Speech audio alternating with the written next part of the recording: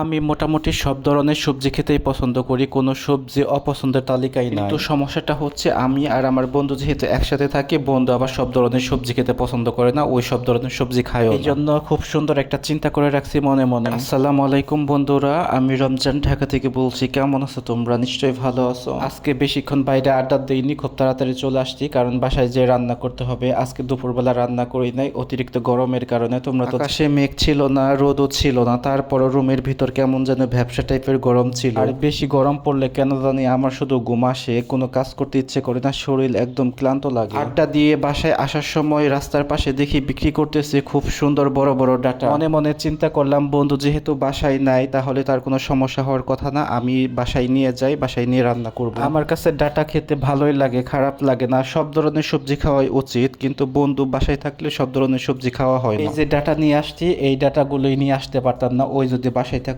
ওই ডাটা খায় না, অনেক ধরনের সবজি বেছে খায় না। আর দেখো, ডাটার সাথে আমি একাটি কলমি শাক নিয়ে আসছিলাম পাখির জন্য। পাখিকে অর্ধেক দিছি, আর অর্ধেক ছিল সেগুলো আমি কেটে নিছি।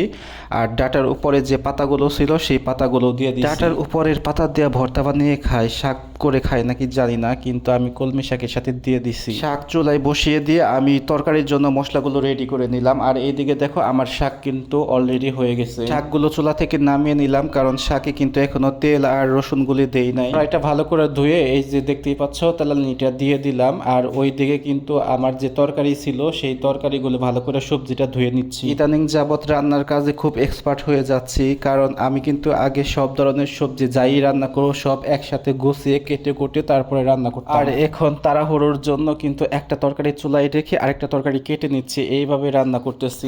এইভাবে রান্না করতেছিলাম, একটা চুলায় রেখে আরেকটা রেডি করতেছিলাম। আর মনে মনে ভাবতেছিলাম আমি এত এক্সপার্ট হয়ে গেছি রান্নাতে, চিন্তাই করা যায় না। আর এইদিকে তরকারির জন্য মশলা টশলা সবকিছু কষাবো। আর দেখো, আমি কিন্তু সব ধরনের মশলা দিয়ে সাথে সাথে বড়িটাও দিয়ে দিলাম। যদি মশলার সাথে বড়িটা না কষিয়ে সবজির সাথে দেওয়া হয় তাহলে কিন্তু সবজি সিদ্ধ হয়ে যাবে, বড়ি সিদ্ধ হবে না। দেখো, আমার মশলা কষানো শেষ, আর আমার বড়িটাও কিন্তু 70% সিদ্ধ হয়ে গেছে। এরপরে এই যে দিয়ে দিলাম কেটে রাখা ডাটা আর আলু। ও হ্যাঁ, আরেকটা কথা বলতে তো ভুলেই গেছি, এই রান্না করতে কিন্তু আমি সব ধরনের মশলাই ব্যবহার করছি। তার ভেতরে আদা রসুন পেস্ট আর যত ধরনের রেগুলার মশলা আছে সব মশলা, শুধু গরম মশলা বাদ দিয়ে। আসলে আমি তো রান্না কারো কাছ থেকে শিখি না, একা একা রান্না করতে করতেই শিখে গেছি। আর তোমরা অবশ্যই জানাবা এই ডাটা সবজির সাথে কি আদা রসুন পেস্ট কি দেওয়া যায় না কি না যায় না, সেটা অবশ্যই কমেন্ট করে জানাবা। আমি কিন্তু সব ধরনের রান্নার ভিতরেই আদা রসুন পেস্ট ব্যবহার করি। কোন কোন রান্নাতে আদা রসুন পেস্ট ব্যবহার করা যায় না তোমরা জেনে থাকলে অবশ্যই একটু কমেন্ট করে জানাও। আজকে বাসায় আলু নাই, সেটা মনে ছিল না, এই জন্য বাইরে থেকে নিয়ে আসতে পারি নাই। যাই হোক,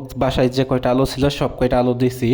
আর আমি কিন্তু ডাটার তরকারি খুবই পছন্দ করি, আমার খুবই ভালো লাগে মাছ দিয়ে খেতে। আর দেখো, এই দিক দিয়ে আমার ডাটার তরকারি কিন্তু অলরেডি কষানো শেষ, আমি ঝোল দিয়ে দিতেছি। আর ঝোল দিয়ে সাথে সাথে মাছগুলি দিয়ে দিব, বলক ওঠার জন্য অপেক্ষা করব না। তরকারিতে মাছ বসিয়ে দিয়ে আমি আবার একটু বাইরে যাব, বাইরে থেকে কয়েল নিয়ে আসতে হবে, বাসায় প্রচুর মশা ডিস্টার্ব করতেছে। যাই হোক, আমার রান্না শেষ। আর গাইস, তোমাদের যদি ভিডিওটা ভালো লাগে অবশ্যই একটা লাইক কমেন্ট একটা শেয়ার করে দিও।